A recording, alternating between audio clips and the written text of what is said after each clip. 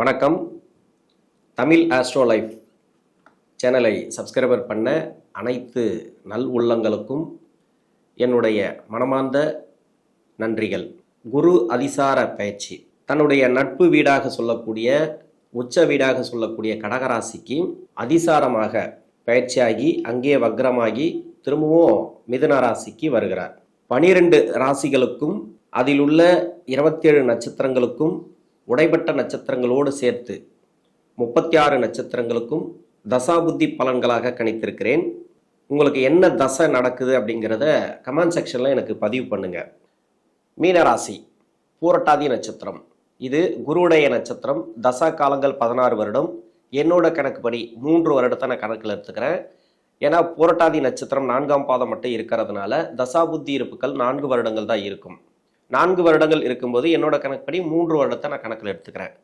3 வயசு வரைக்கும் குரு தசை நடப்பில் வந்தால் பிறகு 19 வருடங்கள் சனி தசை. 3 + 19 22 வயசு வரைக்கும் சனி தசை நடப்பில் வரும்.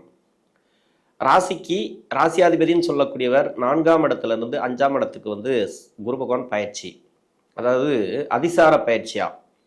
குரு பகவான் 4ஆம் இடத்துலேருந்து 5ஆம் இடத்துக்கு கடகராசிக்கு, அதாவது தன்னுடைய உச்ச வீடுன்னு சொல்லக்கூடிய கடகராசிக்கு, அந்த கடகராசியில் புனர்பூச நட்சத்திரத்துக்கு போயிட்டு அங்கேருந்து வக்ரமாகி திரும்ப 4ஆம் இடத்துக்கு வருவார். இந்த மீனராசிக்கு எப்படி இருக்கும்?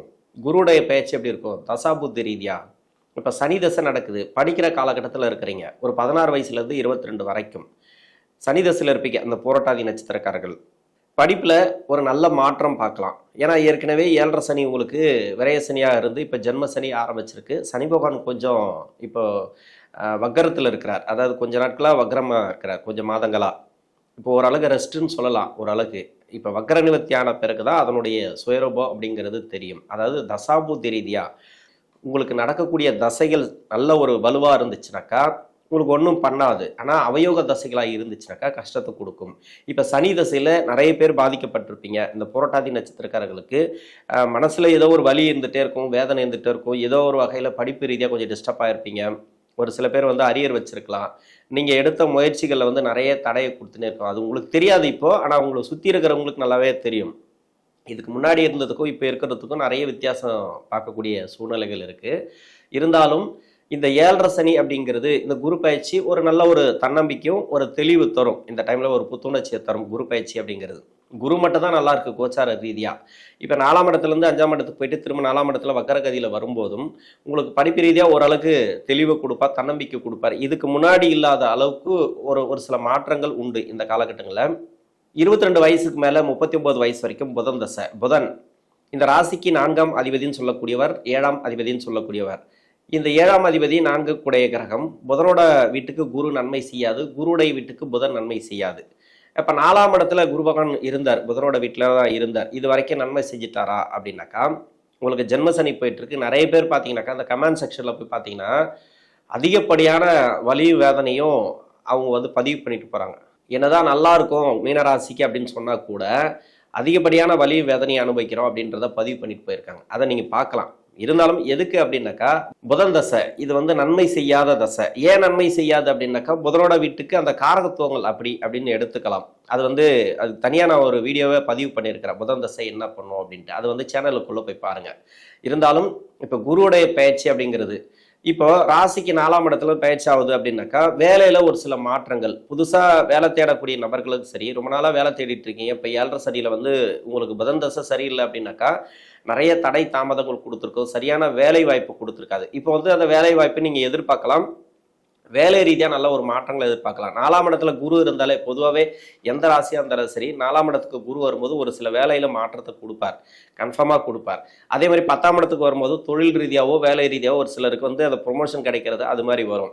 ப்ரொமோஷன்லாம் நிறைய பேர் எதிர்பார்த்துருப்பீங்க. இல்லைனாக்கா வேலை ரீதியாக ஒரு மாற்றம் வருமானு பார்த்துருப்பீங்க. இப்போ தான் ஒரு சில பேர் வேலைக்கு சேர்ந்துருப்பீங்க.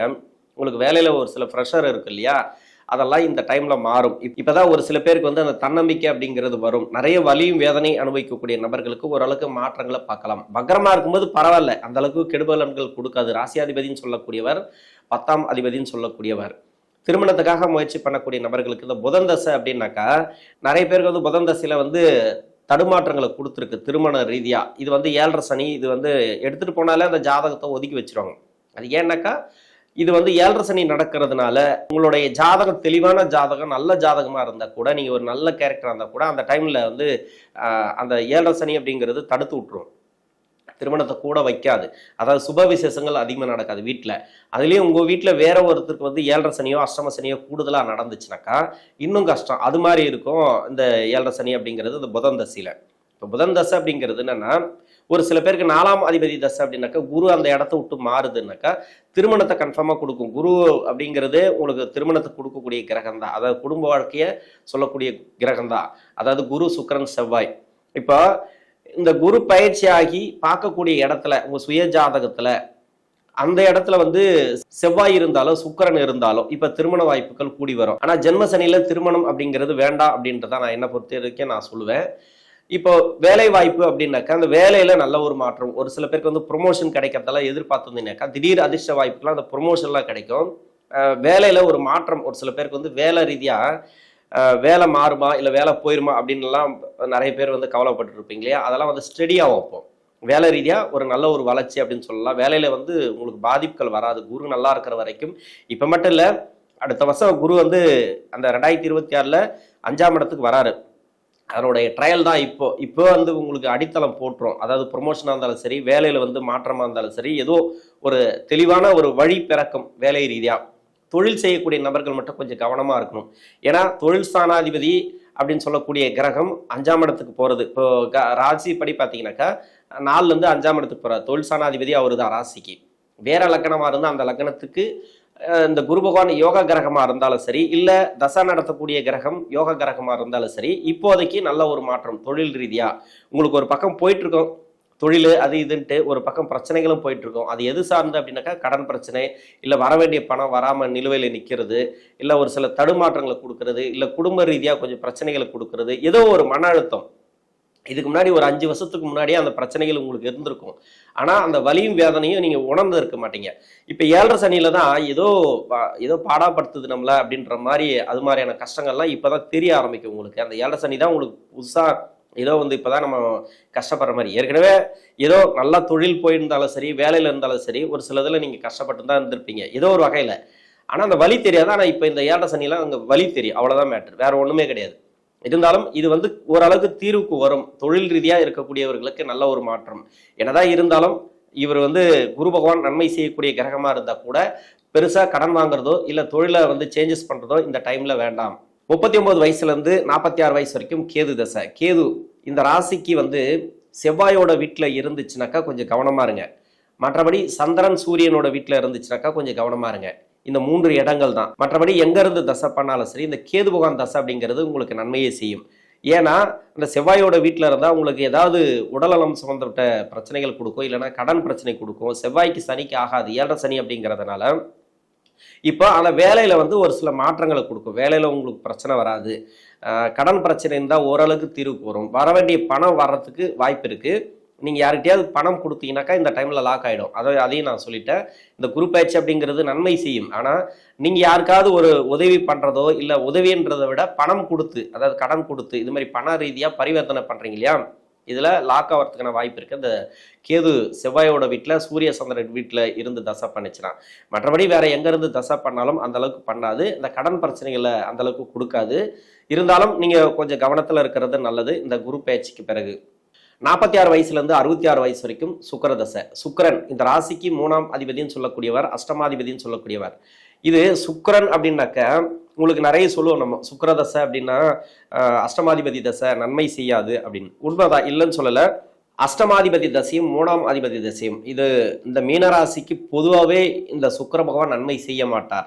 இப்போ 4ஆம் இடத்துல குரு பயிற்சியை மட்டும் தான் நம்ம பேசுகிறோம். ஏன்னா தசைக்கு எப்படி இருக்கும், ஒரு சில பேருக்கு வந்து குரு 4ஆம் இடத்துல இருந்துச்சுனாக்கா இப்போ சுக்கிர தசையில் இருக்கிறவங்களுக்கு வந்து வேலை மாற்றம், வேலையில் நல்லா இருக்கும். அதுக்கப்புறம் வந்து இடம் வாங்குவீங்க, வீடு கட்டுவீங்க, அப்படி இப்படின்னு நம்ம நாளுக்குண்டான பலன்களை அதிகமாக சொல்லலாம்.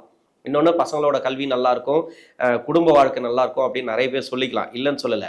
இங்கே எல்லாமே டேமேஜாக இருக்குன்ற பட்சத்தில் அதுக்கு என்ன காரணம்? சுக்கிரதசை. இந்த சுக்கிரதசை பெரும்பாலும் வந்து சனி பகவானுக்கு நட்பு கிரக தசை தான், இல்லைன்னு சொல்லலை. இருந்தாலும் அந்த சனி பகவானுடைய நட்பு கிரக தசைக்கு இந்த 7.5 சனி வரும்போது என்ன காரகத்துவ அடிப்படையில் சனி பகவான் பலன் கொடுப்பார் அப்படின்னா, அவர் என்ன தசையில் இருக்கிறார், அதாவது தசா நடத்தக்கூடிய கிரகம் என்ன ஆதிபத்தியம் வாங்கியிருக்கு. இப்போ 3, 8 அப்படின்னாக்கா அஷ்டமாதிபதினா சொல்லவே தேவையில்லை. இது அவமானப்படுத்தக்கூடிய கிரகம். அதாவது அந்த இடம்ங்கிறது 8னாக்கா திடீர் அதிர்ஷ்ட வாய்ப்பு இருக்குது. அதுக்கு நிறைய பாசிட்டிவ் ஒரு சிலது சொல்லலாம். திடீர் லாட்ரி யோகம், அது மாதிரி பணம் வர்றது, நீங்கள் எதிர்பார்க்காத அளவுக்கு பணம் வர்றது, அது மாதிரியெல்லாம் அந்த இதுவெல்லாம் கொடுத்துரும். அதாவது சுக்கிர தசையில் இல்லைன்னு சொல்லலை. ஆனால் 7.5 சனியில் நடக்குமான்னு யாராலையும் சொல்ல முடியாது.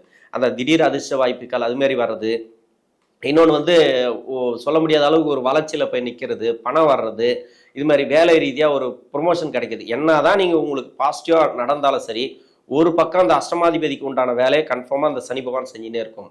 அது என்ன செய்யும் அப்படின்னாக்கா, உங்களை சுற்றி இருக்கிறவங்க நல்லவங்களா இருக்க மாட்டாங்க. உங்க சுற்றி இருக்கிறவங்க துரோகம் பண்ணிகிட்டே இருப்பாங்க. எப்போ தான் எதையாவது கெடுக்கணும் அப்படின்னு பார்த்துட்டே இருப்பாங்க. அதாவது துப்பாக்கி வச்சுன்னு எதிர்க்கு நின்னா எப்படி இருக்கும், அது மாதிரி இருக்கும். கத்தி வச்சுன்னு எதிர்க்கு நின்னா எப்படி இருக்கும், அது மாதிரி தான் இருப்பாங்க உங்களை சுற்றி இருக்கிறவங்க.